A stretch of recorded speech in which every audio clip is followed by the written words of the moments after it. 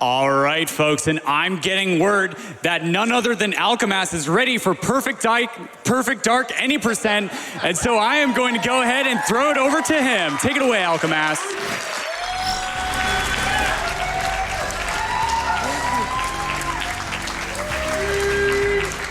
All right, hello everybody. Welcome to Perfect Dark, any percent agent. alkamaass is gonna be doing the run. Yeah. And we'll just do a couch roll call real quick. I'm Jaxler. Hello, TBCR here. And then we also have the disembodied voice of KevinDDR joining from us all the way from like the other side of the planet. Yes, that's right. I am Discording in from Japan, so hopefully everybody can hear me. And thanks again to GDQ for letting me do this. Unfortunately, I couldn't make it to the event in person this year, and Perfect Dark, as I'm sure anyone who's watched me play it over the last 2 years, is one of my absolute favorite games. So I'm really grateful to be able to do some commentary and help out. Thank you. I wish I could be there in person. Thank you very much. But, coming from Japan might be a bit of a challenge. So, yeah, awesome. Well, this is Perfect Dark. It's the sequel of sorts to GoldenEye, a rare N64 shooter. It's a very fun, interesting, unusual speedrun. So, I mean, I guess take it away, guys, if you have anything to say. Yeah, I think before we begin, we have a file name incentive that we need to put in. What's the file name, Muffin? All right, and so thanks to all the donations that came in for that file name, it is going to be aimbot. Yeah. Aimbot. And that, All caps, right? yep, all caps, All caps. no spaces. Okay. Thank you all for donating, by the way. Wait.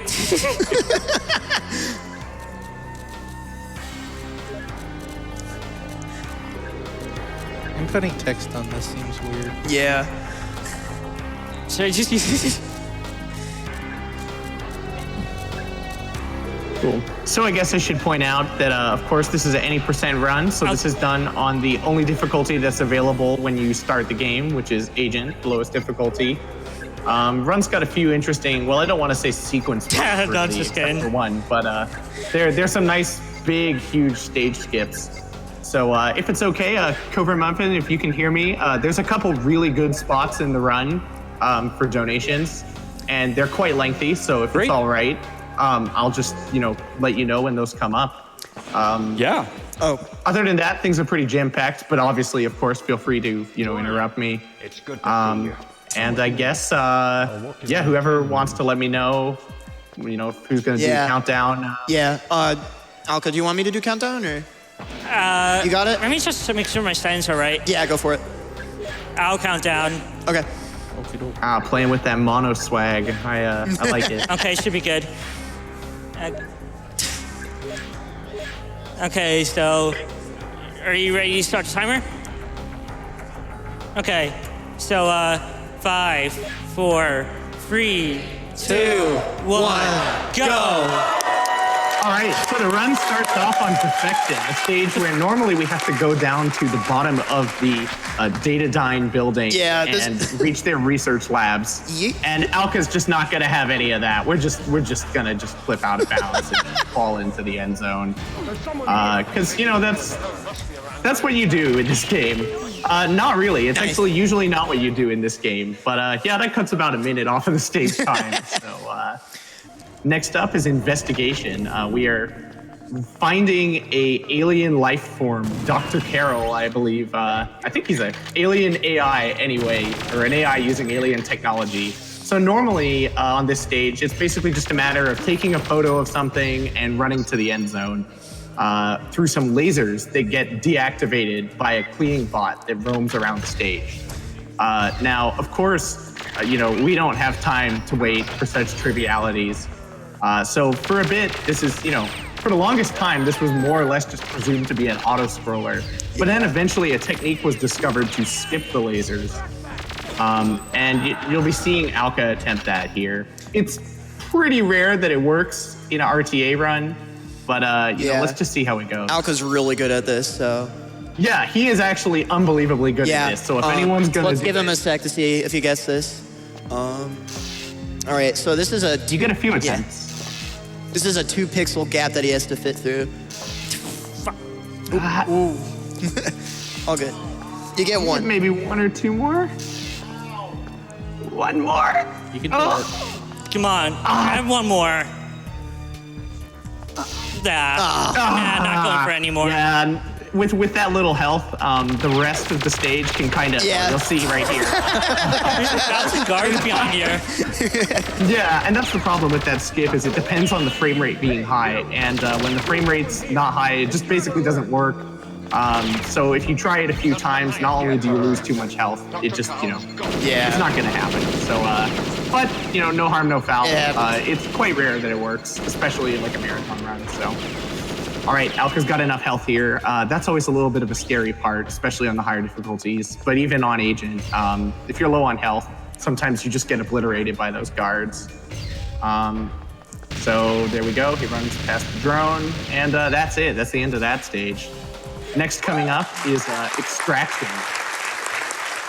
So we've found the robot, the alien AI robot, and we are now stealing him from the data diamond. And of course, Dr. Carroll loves to die. It's basically kind of an escort mission, but we're Alka doesn't really. We're just not going to escort Dr. Carroll at all. Instead, while waiting for this lift to come down, Alka's just going to kill every single guard, and that should probably prevent Dr. Carroll from dying. Yeah. So if we got any donations, now is a good time to read them. All right, yeah, we have plenty of donations. Starting us off, we have $50. Oh, sorry, can I say something real quick? Sorry, yeah, please, real quick. Go ahead. Go. Right here, this door gets opened from inside the elevator because it turns out doors are locked from one side in this game.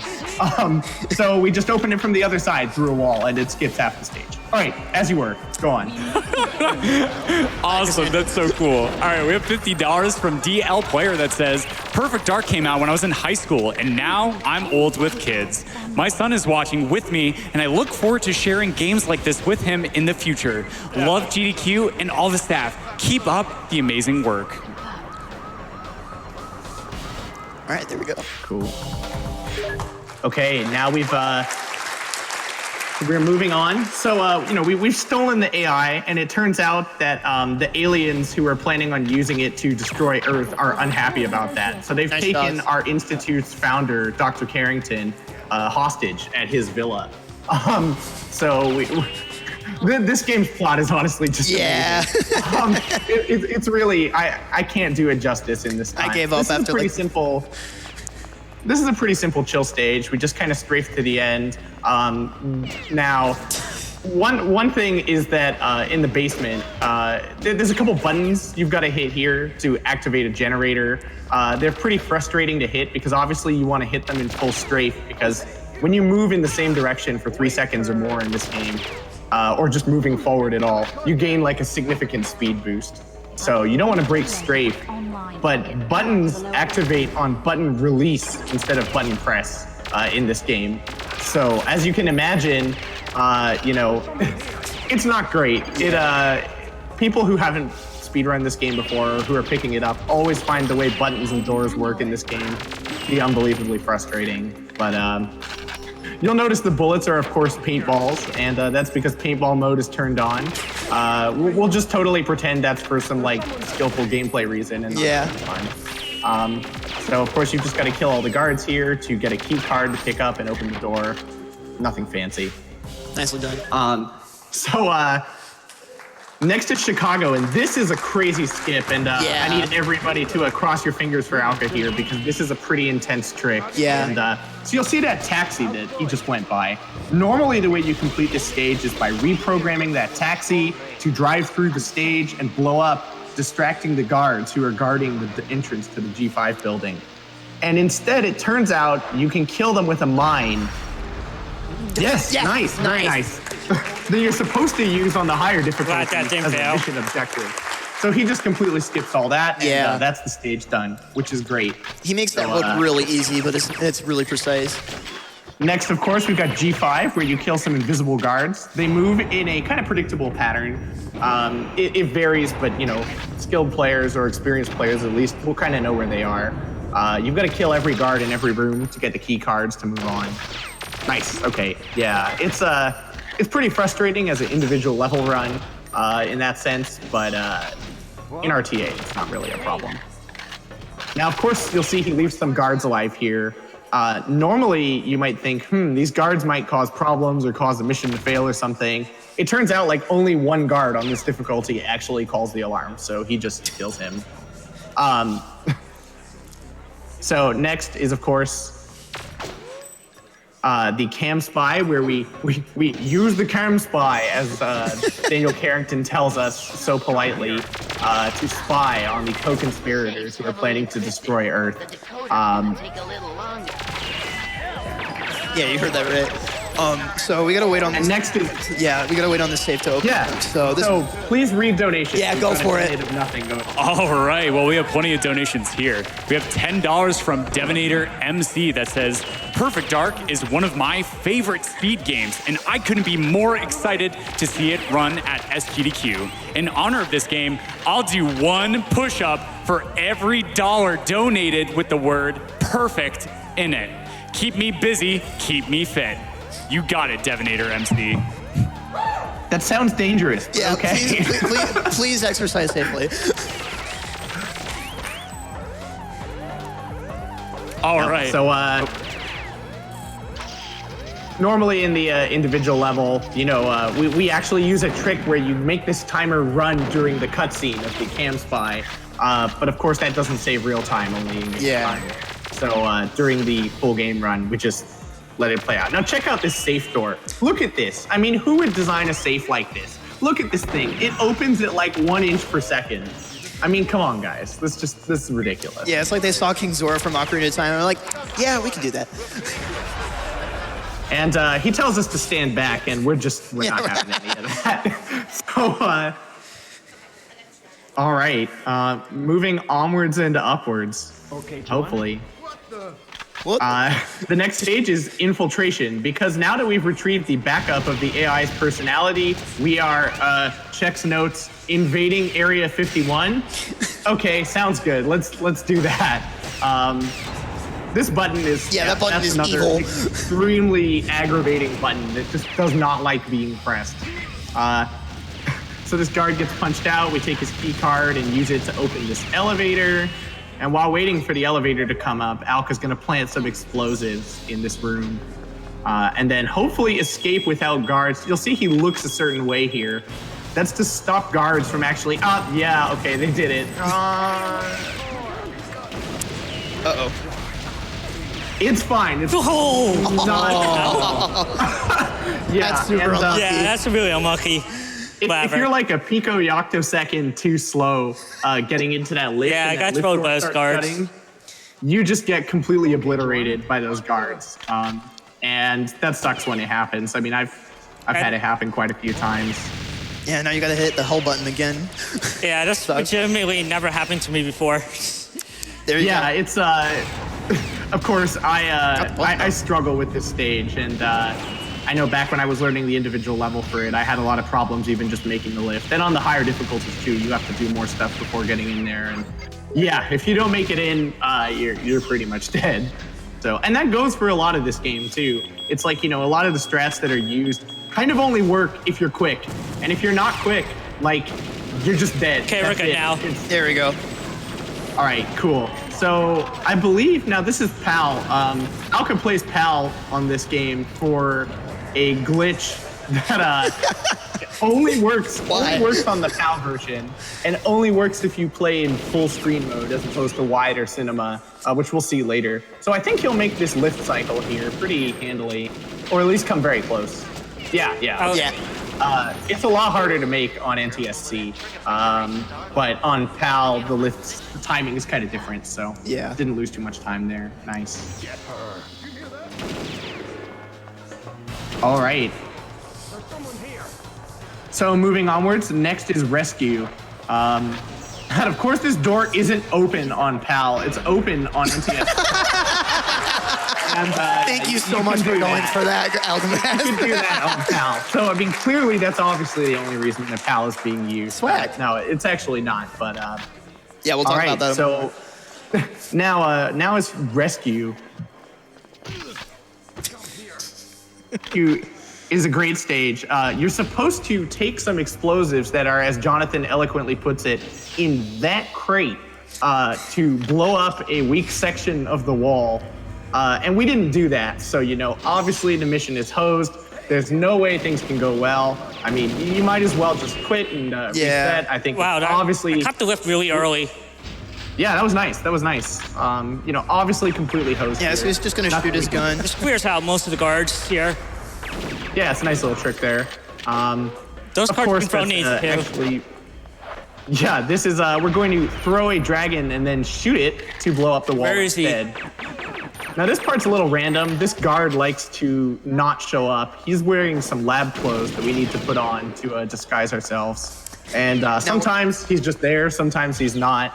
Yeah. Due to lag-related reasons and other things. So, what do you think? Should we have a couple donations, Alka? Does that sound good? Sure, sounds good. We have. All right, let's do it. All right, we have $10 from Chris Halfhide that says, perfect, perfect, perfect, perfect, perfect, perfect, perfect, perfect, perfect, perfect, perfect, perfect, perfect, perfect, perfect, perfect, perfect. Enjoy your workout, my dude. These guards just jack boost you all the time. Nice. And yeah, that was actually nice. He got a little open door there. Open doors in this game are kind of nice. I mean, more so for individual level runs. Yeah. But, you take them when you can get them in a full game run. This room is really glitchy. Depending on what order you kill these guards in, they either drop the key card or don't drop the key card at all. And it turns out if you just kill that back right guard, he drops the key card every time. All right, so this is escape, so this is rather tricky, so I'm just gonna let, we might wanna let Alka focus a little bit here. A lot going on here. Yeah, this is a pretty wild stage. So now we are carrying around the seeming corpse of an alien because reasons. We're trying to free him from Area 51 with our fellow spy agent, Jonathan. And Jonathan is a little pain in the butt. He really does not like, his NPC pathfinding is spectacular. And all sorts of fun things can happen with him, as well as the alien Elvis. Things can happen there too. So we're gonna go and meet Jonathan first, after stashing away our alien friend. You guys have time for a quick donation?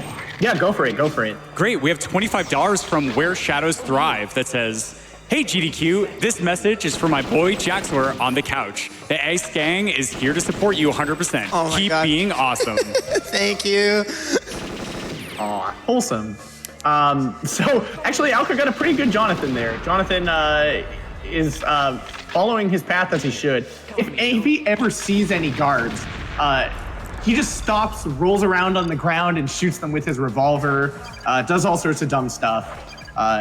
It's pretty bad. Yeah, he's bad at his job. Yeah, he really struggles, and that ruins almost every individual level run. If you ever mess up and don't kill a guard, or the lab scientist really run out. Yeah, you're fine. So now we've just got a time sequence here. If you got another donation, feel free to read it. Yeah, go for it. Time to protect.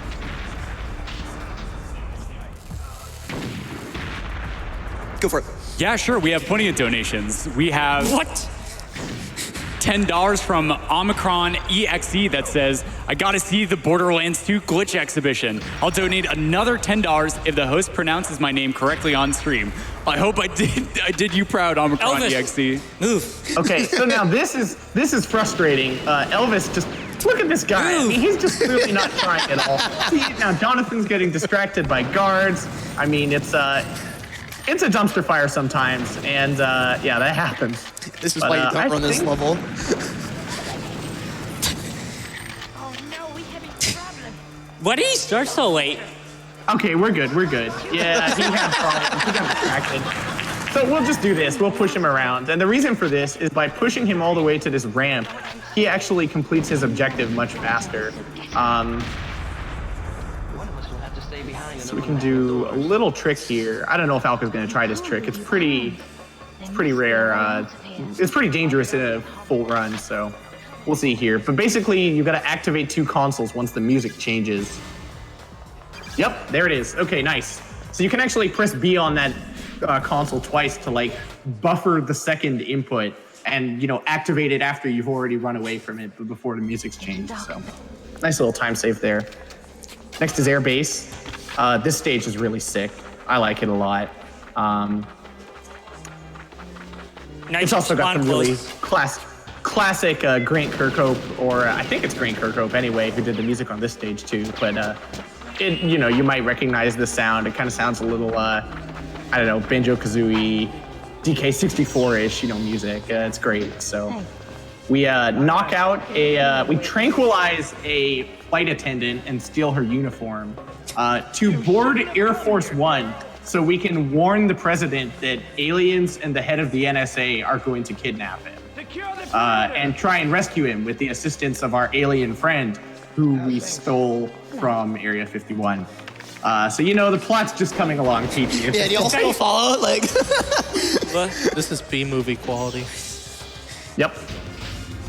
All right, now at the end of the stage here, normally on the agent difficulty in an individual level run, the way we would play this stage is by shooting out a control panel, which causes the laser grid at the bottom of the stage to freak out, letting us run directly through it.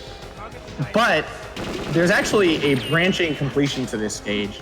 Depending on which exit you leave the stage through, either that or the side door of Air Force One, you start in either the basement or like the cargo bay or the main floor of Air Force One on the main stage. So to save time, since we actually want to be upstairs on Agent, this is really good. We run the slower path here. Yeah, that was good. That was really good. Yeah. Nice. And next is Air Force One. This is the level that I have all 3 individual level world records on, which was probably my best accomplishment in this game. And I worked with Alka a little to try and improve the RTA strat for this stage. Mostly to no avail, unfortunately, because the president really likes to behave strangely. Screw this guy. So here you're we just punch out a presidential bodyguard. Don't worry about it. But if we ever leave his sight for a second, he will instantly cause the mission to fail and call security. Oh. What we do here is kind of lure him out this way so he can still see us as we run down the hallway. Next is throwing a mine to detach a UFO, because again, reasons. And now we've got to get the president to the escape pod on Air Force One. This is basically like the movie. I mean, pretty much the same deal, except with more aliens pretending to be. I don't want to hit Trent. He just messes everything up. Yeah, Trent can run out and just instantly one-hit kill the president, and that's never a good thing. So we'll not have that happen. So by entering the basement here, when Alka does that, the president stops following him and actually runs immediately to the basement. And it turns out that this is the most consistent. Nice. Okay, president was pretty quick there. That was a pretty quick. Yeah, that was actually. That was a really good Air Force One. Yeah, I mean, in an RTA run, you can't hope for any more than that. Yeah. And you can't see it, but the plane crashes. The aliens managed to make it crash. We've crash landed in the tundra over. Actually, there's some debate as to whether or not this stage takes place in Alaska or in like Vancouver Island or something. But either way, here we are. Yeah, there's some real. Yeah, this so is sick. Go for it. The aliens are plotting away. The aliens are plotting away, attempting to create a clone of the president who they can then use to get access to a deep sea mining vessel. And one of the things we need to do, in addition to calling a rescue, alert beacon, which Alka did earlier, is blow up this clone. And we could go all the way over to the cave where he's hiding and take care of that. But instead, by uncrouching at the right time, we can just blow him up. Yeah, that looks good. Over the wall. I think those throws were good. Oh my God! Yeah. I almost shot the president.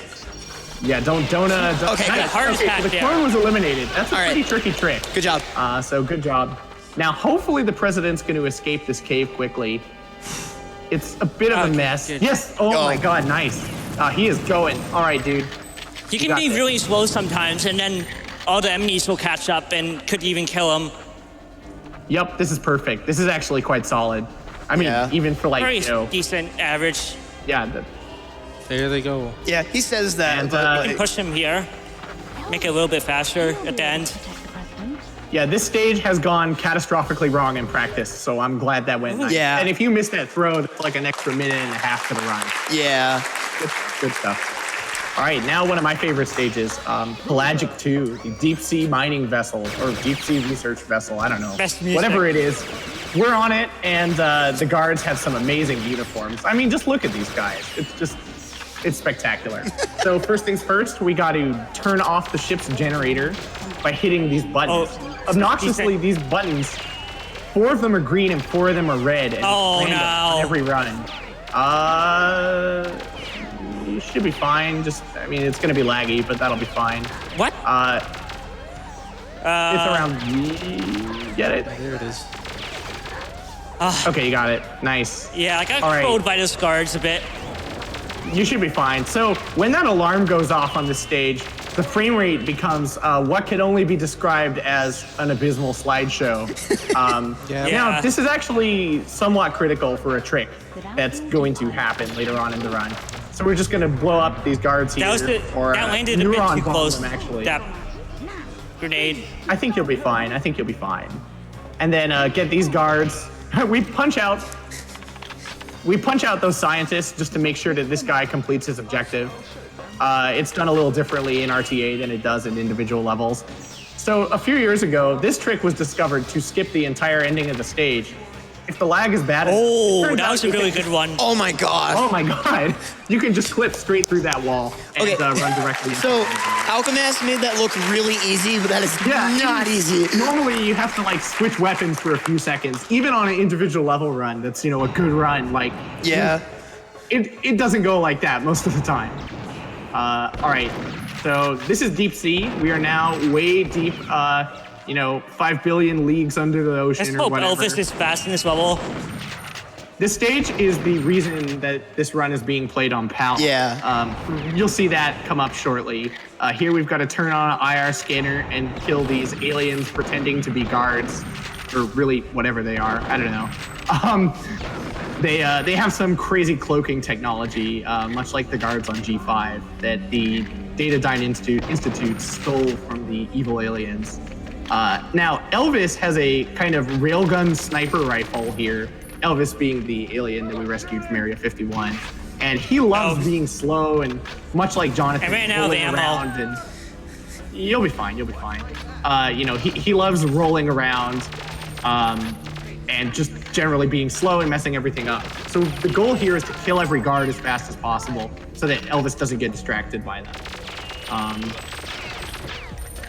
And I think you're probably going to be fine. Yeah. This Elvis is kind of slow. Do you have time for a quick donation? Actually, right now, yes. Yeah, just one. Go ahead. All right. Well, we have a $1,000 donation from Schoolen. It says, SGDQ is the highlight of my summer. Thanks for all the runners and donors for raising money for a great cause and being generally awesome all around. Hurry up. What the Elvis is, sometimes Elvis like roams in slow motion into that room. It's amazing. I actually just learned the individual level run for this game, or for this stage lately, and oh man, it's pretty frustrating when Elvis doesn't do his thing. So, all right, now we're going to see the awesome full stage skipping glitch. So what's supposed to happen is we go through this teleportal, and then Elvis is supposed to, It's actually a rare glitch where Elvis really does not show up. It's as scary as you think. That didn't happen, so. I've only had it happen once, luckily. So normally, Elvis is supposed to run with us and go to some console and hack it to deactivate, to basically complete this next objective.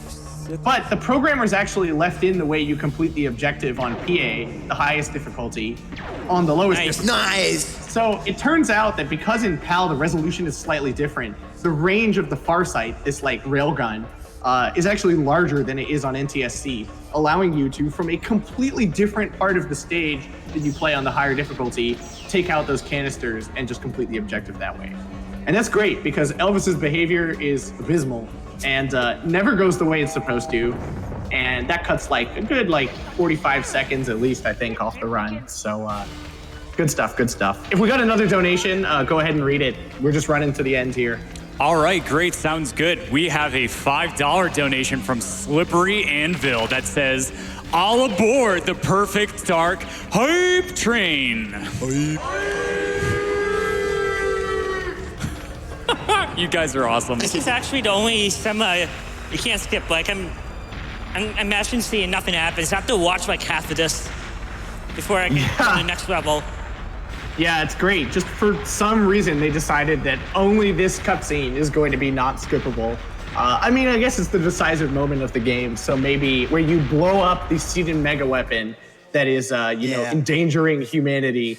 And the aliens are not happy about that. So again, you know, the Carrington Institute, they just can't catch a break.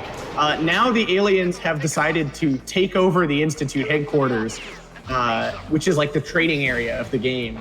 And they're holding the NPCs hostage. So we've got to go and rescue them and then deactivate a bomb that they plant. Now, normally in an IL, you're supposed to do all this in combat boost, which is like bullet time. You get a little item that lets you basically have slow motion. But of course, that costs real time. So in an RTA run, we just don't do that at all. So you're going to see Alka open that door there and run away.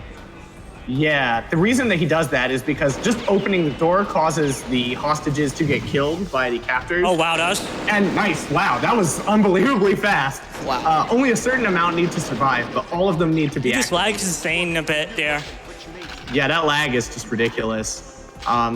You'll notice, you know, in GoldenEye is famous for, you know, having look down as like the key component of the game. I know people like to make fun of that a little bit, just to reduce lag and make the game actually playable.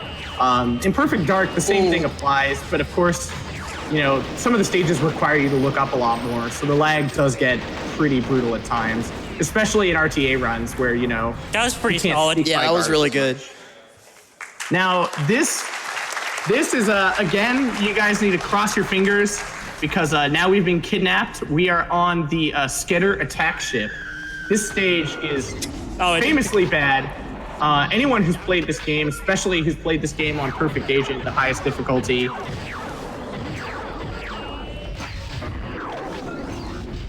anyone who's played that, you know that this stage is impossible, and you know that Elvis to die and just not do his thing at all. Let's hope for good animations here.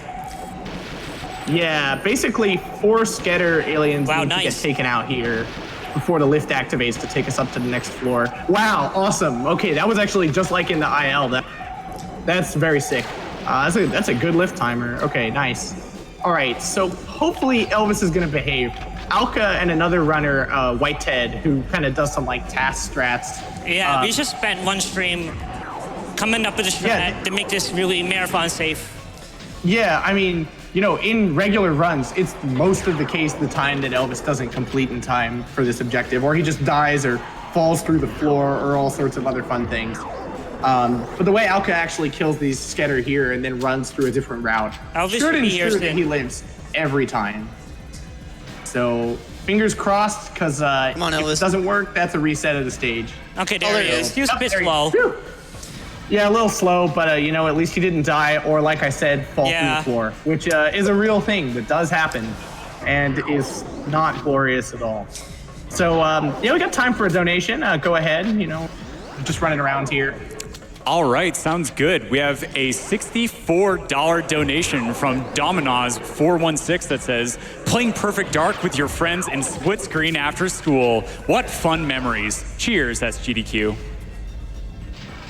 Yeah, my favorite slideshow memories. Yeah, all right, let's, so now we're coming up to the bridge. This is kind of cool. Normally this is supposed to be like a sort of infinite spawner type fight, like, you know, you might see in something like Halo or something like that. Wow, that was really good kills. Keep spawning for a while. But there's a trick here. Elvis is gonna come through the door after he kills those 3 aliens on the bridge there. Don't die. Now, it turns out that we can stop the Skedder from spawning here by having Elvis, when Elvis opens the door, these doors are normally locked, and the Skedder spawn behind them. But if we jam the door open, it turns out that we can actually kind of time it out and make the Skedder that spawns the other ones uncloak and then kill him. And that causes the stage to finish, you know, much, much faster. The technical details on that may be wrong, but that's the general idea. And that worked out quite nice. Wow, 240, was it 245 in a RTA run? That's really good. I'll take that. I'll take that. All right, so we got the last level here. Yeah, we are here, the final stage of the game. Skedder. Yeah, time will be And I'll call time at the end of the stage. Yep. Yeah, there's a little boss fight where the boss gets impaled by a spike. This is scary. And, that's the end of the run. Okay, nice. So you got. So there are 5 killers here. Those skitters can do like tons of damage if they hit you. If these guys melee you, you're pretty much done. He's gonna play it safe here, I think. Are you picking up the shield or? Are you going for the boost? There we go. Okay. So yeah. All right.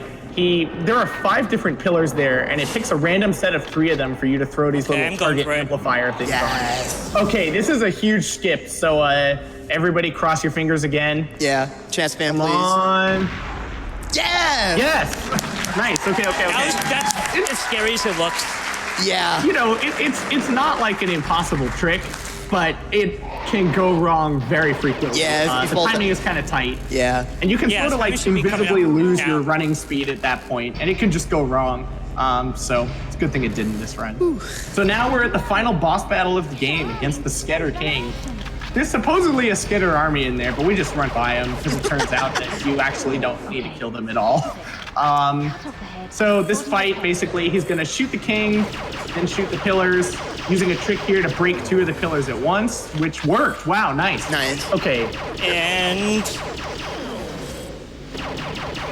And time is about to come up. Right? Time. Now. All right, nice. Good job, dude. Thanks.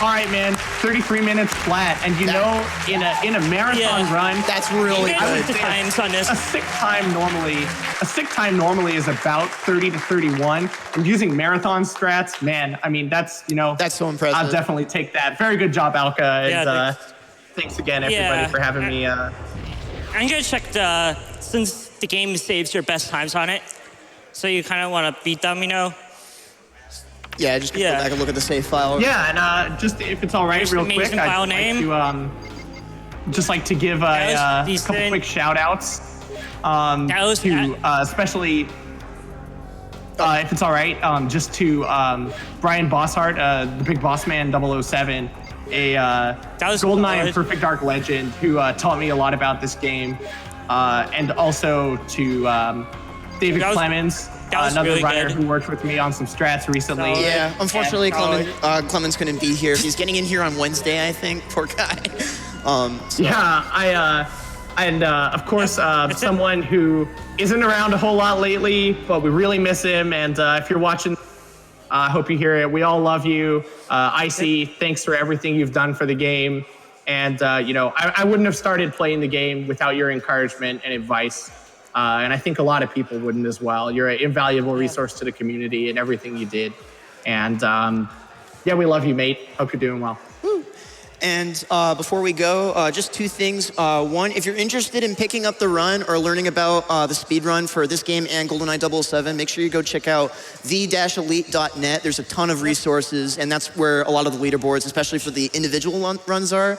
And then on top of that, most of the competition is on individual levels, but there are also some TA runs too. Yeah, and then on top of that, please go follow alkamaass. This dude is an absolute legend at this game. Can we get one more round of applause for alkamaass? Yeah. All right. Thanks a ton, guys. Have a good one. I think Thank you for having us. From Japan here. All right. Wow, great job, alkamaass and community. You guys put on an excellent performance of Perfect Dark. Yeah, one more cheer for that, guys. That run was hype.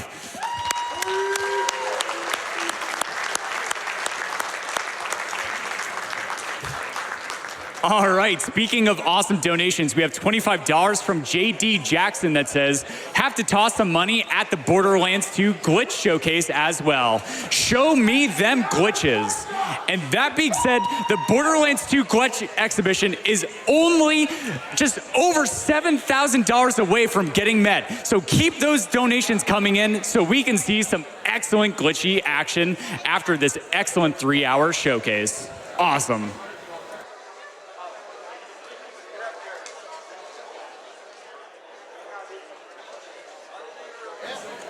We have $50 from Ted G that says, donating for the perfect game with the perfect runner and the most perfect donation reader. Perfect muffin, perfect.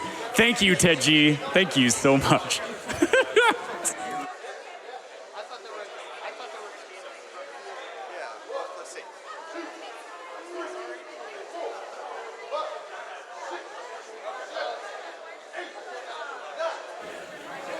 Just going to take a moment to remind us that we are here raising money for Doctors Without Borders.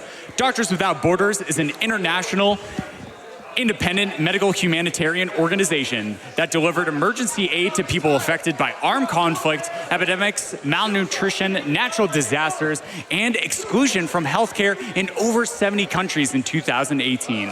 On any given day, thousands of individuals representing dozens of nationalities can be found providing assistance to people caught in crises around the world. They are doctors, nurses, logistics experts, administrators, epidemiologists, laboratory technicians, mental health professionals, and others who work together in accordance with MSF's guiding principles of humanitarian action and medical ethics. The organization received the Nobel Peace Prize in 1999. Thank you so much, Doctors Without Borders. That being said, I am getting word that J Hobbs is over, ready to give another interview. So take it away, J Hobbs, and let's find out what you got for us. Hello, everybody. My name is J Hobbs, and we wanted to do kind of a different interview this time. We wanted to show you a behind-the-scenes look at some of the setups, a lot of the tech that goes into making GDQ happen. Unfortunately, the best time to do that is when we have a long setup, and that's the worst time to involve any of the tech people because they're very busy. So what we did is we actually went and recorded a video during the setup for the entire event a few days ago. We're going to show you that now and just get you a little brief look at what it takes to make GDQ run. My name is Alex Van Camp, my alias is Lang, and I'm an engineer with Games Done Quick. Over here is our Stream Tech station, and this is where our compositing computer lives.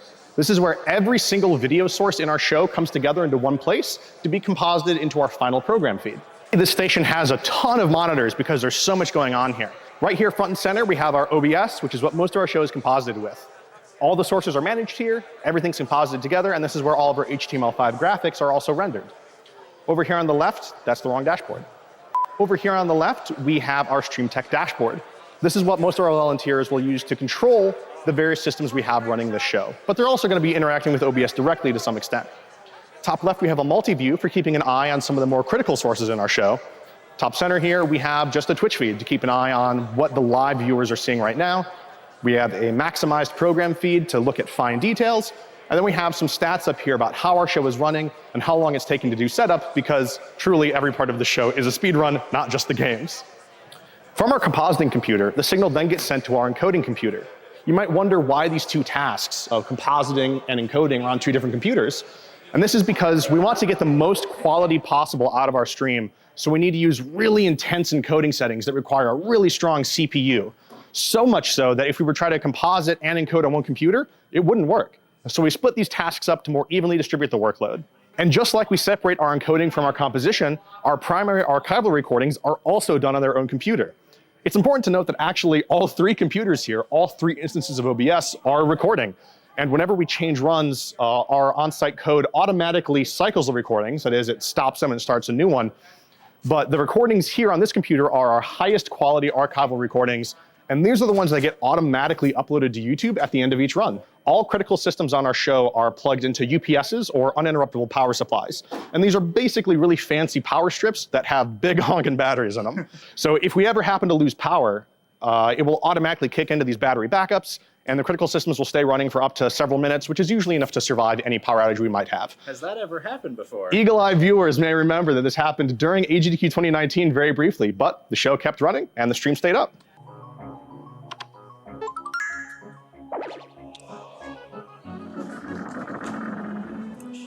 We live in. All right. Should I pause or keep going? The run stops for no one. Over here we have one of our many racks full of various equipment that we use to power our show. This one in particular has some headphone amps. It has our Linux server running many of our crucial on-site services with a lot of our in-house code. We also have a small Blade computer and again, another UPS. These are in literally every single rack we have. Can never have too many. And then coming over here, we have our digital mixer, which is a Behringer X32. Every single audio source in the entire show eventually makes its way into here. We actually even have a second X32 over in Interview World, but that might be too much to talk about right now. So we'll focus on this one. That means every mic, every game, audio from the graphical effects, everything comes into this one place and is controlled by our audio engineer. This might look super intimidating, but we've set it up to actually be pretty user-friendly.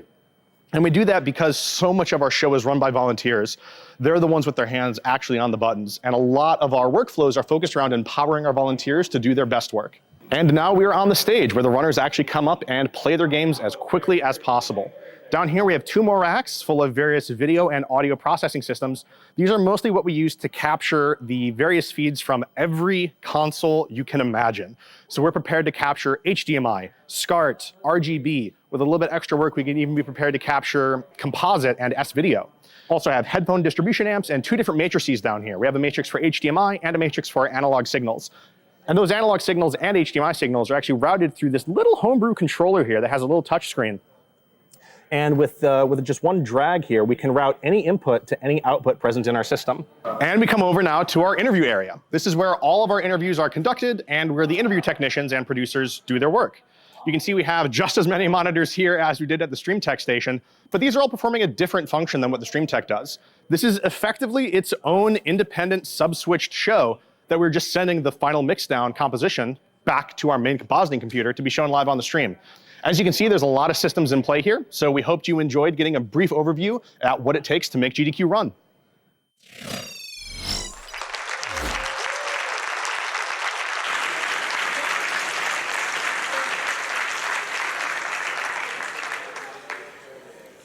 Wonderful overview of the tech there. Thank you so much for that. Hello again, I am Prolix, rejoining you now after that wonderful Perfect Dark run. Thanks so much to CovertMuffin for filling in there, giving me a little time off of the mic. And up next, of course, is Borderlands 2, a 3-player co-op all-quest run by the Fun Cannon, Shockwave, and Amerlin. We're still setting up for that right now, so in the meantime, I'll give you some donations here. We've got $225 from Sandalphon. Thank you very much for that. And their comment says, I'm hyped for Dr. Lands without Borderlands. Am I doing it right? Close enough for me. And thank you for your generosity.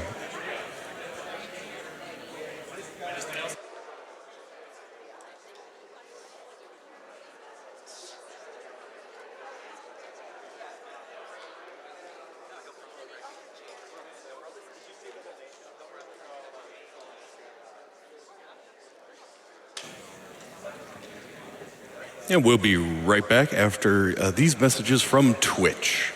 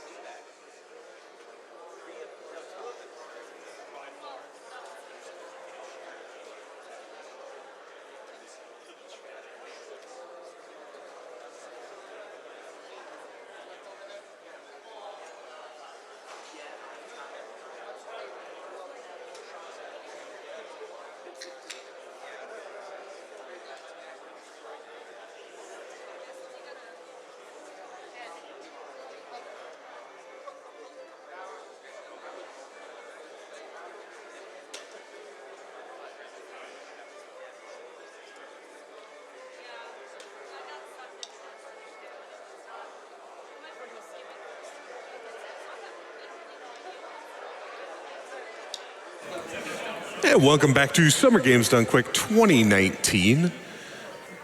We are here all week long in support of Doctors Without Borders. When you go to GamesDoneQuick.com and click to donate, 100% of what you donate goes directly to Doctors Without Borders, aka MSF. They are an international independent medical humanitarian organization that delivered emergency aid to people affected by armed conflicts, epidemics, malnutrition, natural disasters, and exclusion from healthcare in over 70 countries in 2018. On any given day, thousands of individuals representing dozens of nationalities can be found providing assistance to people caught in crises around the world. They are doctors, nurses, logistics experts, administrators, epidemiologists, laboratory technicians, mental health professionals, and others who work together in accordance with MSF's guiding principles of humanitarian action and medical ethics. The organization also received the Nobel Peace Prize in 1999. And I just wanted to thank everyone who so far has chipped in this $237 and change to support such a worthy cause.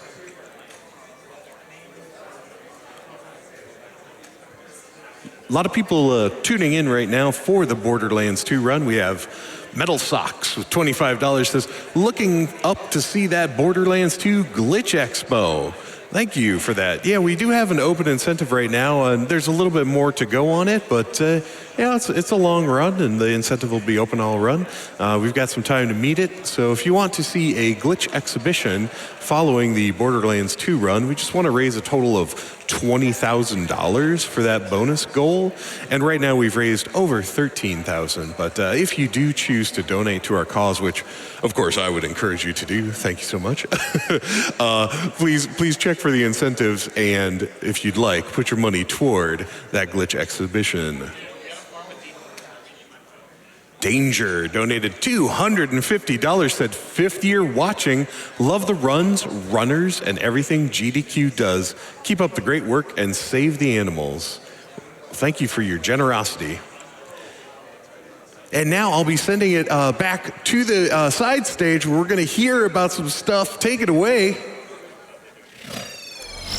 Hello, everybody, and welcome back to Summer Games Done Quick. My name is Sent, and as always, I'm here to tell you guys about some of the amazing prizes you can win tonight during tonight's great Borderlands 2 and Super Metroid runs. In fact, all the prizes we're going to be talking about right now are open from now until the end of Slipstream a little bit later this morning. So be ready to get your donations in for those. First off, from our good friend Zach, we have a Metroid Other M Artfolio. I believe this is actually a bunch of concept art that came with the collector's edition of Other M. It's super cool. Other M, visually, a beautiful game, one I love. Gameplay-wise, it's hit and miss. People can take it or leave it. But it's a super cool prize, and thank you so much for sending it out to us, Zach. Now, speaking of Slipstream, I never thought we would have a dedicated Slipstream prize, but you know what? We certainly do. We have this beautiful little Slipstream drawing here from our good friend and volunteer Puzzle P. $10 minimum donation. It's super cute. It's a super cute game. I love it. Make sure to get those donations in. Now, moving on to some interesting stuff.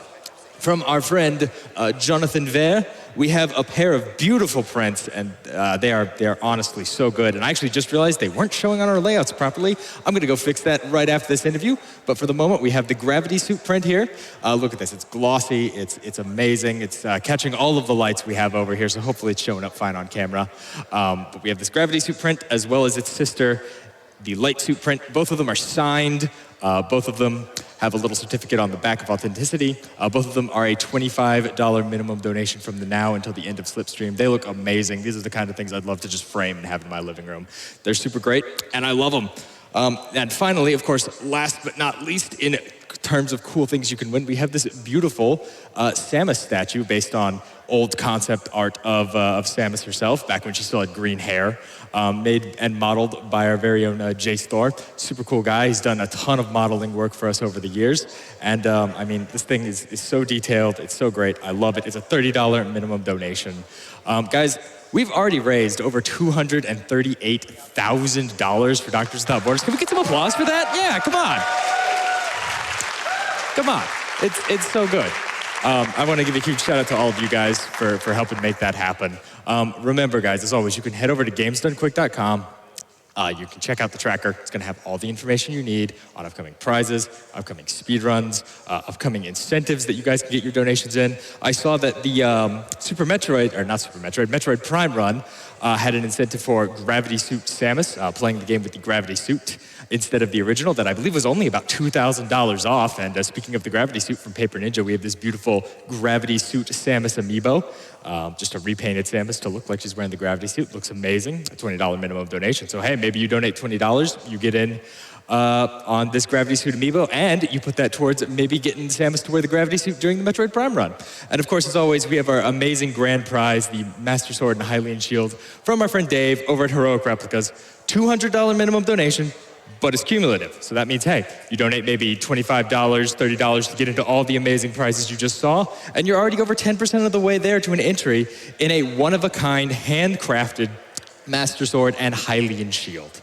Guys, that's going to do it all for me. I'm going to throw it back up to the front, back to Prolix, as we get ready for Borderlands with Shockwave, Amarillan, and the Fun Cannon.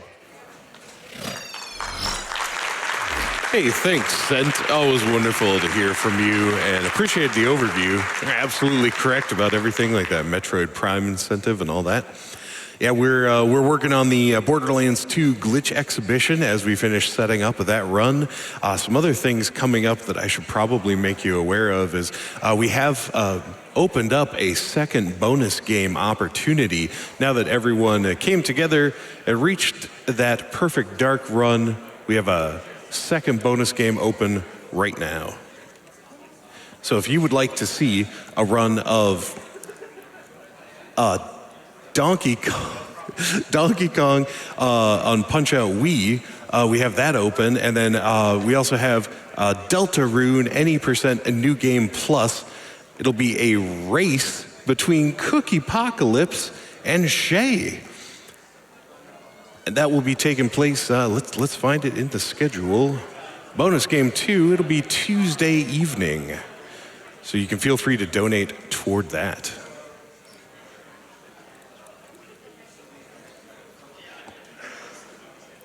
Speaking of your donations, here's a few comments that we've received. An Acceptable Name donated $20 and said, wait, there's a run of Borderlands 2, one of my favorite games of all time, and there's going to be a glitch showcase? Yes, please.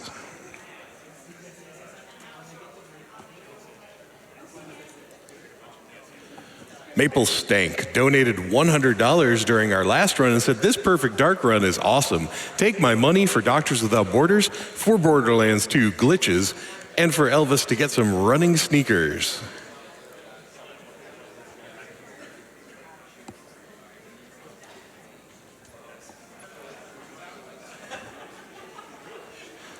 Here we have a donation of $30 from Geom3, who said, donated yesterday, but I'm donating again for a chance at that Metroid swag. Hey, thanks for that. And yeah, every now and then I read one of those where people are like, you know, I'm not too proud to admit it. I'm just donating to try to win a prize. That's absolutely fair. We appreciate it. I've done it before myself, and yeah, I just like to read those now and then to let everybody know it is all right. If you just want to give and hope that you win a nice plushie or piece of art that you're a fan of, that's absolutely okay. That's why we have the prizes for you.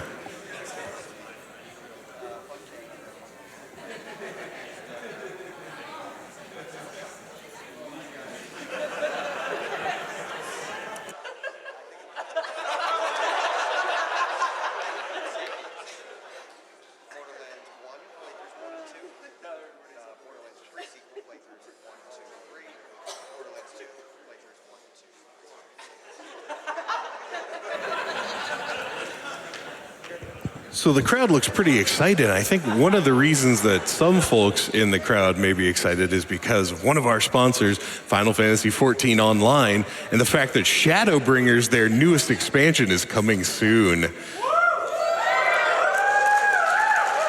With Shadowbringers, you can become the warrior of darkness to save a dying world from the forces of light. The release date is July 2nd. Coming up soon. You can pre-order for early access beginning June 28th. The expansion will include new races, including the Vieira and the Hrothgar, and some new jobs, including the Dancer and Gunbreaker. Just wanted to thank Final Fantasy XIV for their sponsorship of the event.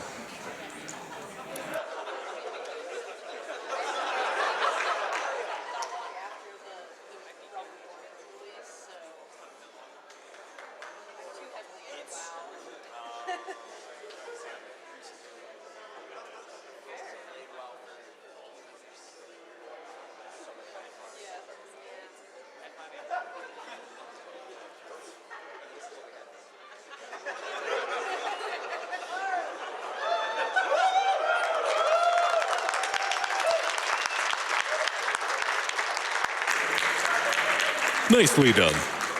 Here's a donation of $25 from Ted Weird. Borderlands is back at GDQ, and yet again, I won't be able to watch it live. Let's get the glitch exhibition going so I have even more awesome to watch later on. Thank you, Ted Weird.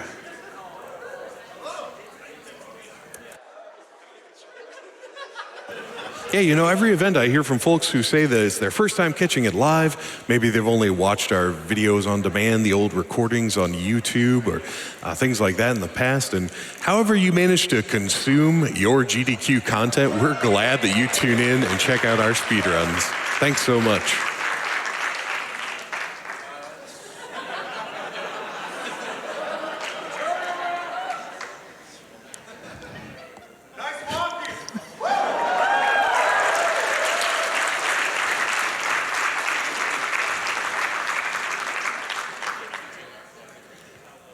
All right, Brandon donated $10 and said, can we get a round of applause for the fantastic people who work behind the scenes to bring SGDQ to life and to raise so much money for charity? We couldn't do it without you.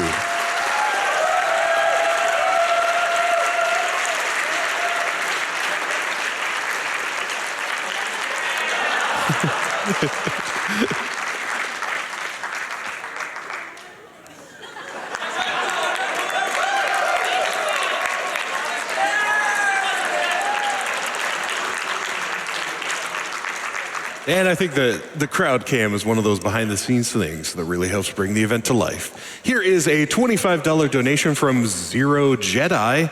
They said, looking forward to an amazing Borderlands 2 run. Let's unlock that glitch exhibition. It's hard to gauge Maya excitement level, but it's somewhere between 0 and an axe ton.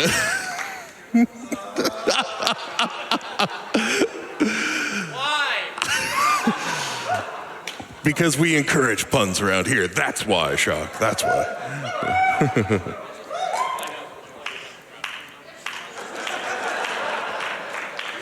All right. Time to stop playing around, folks. It's time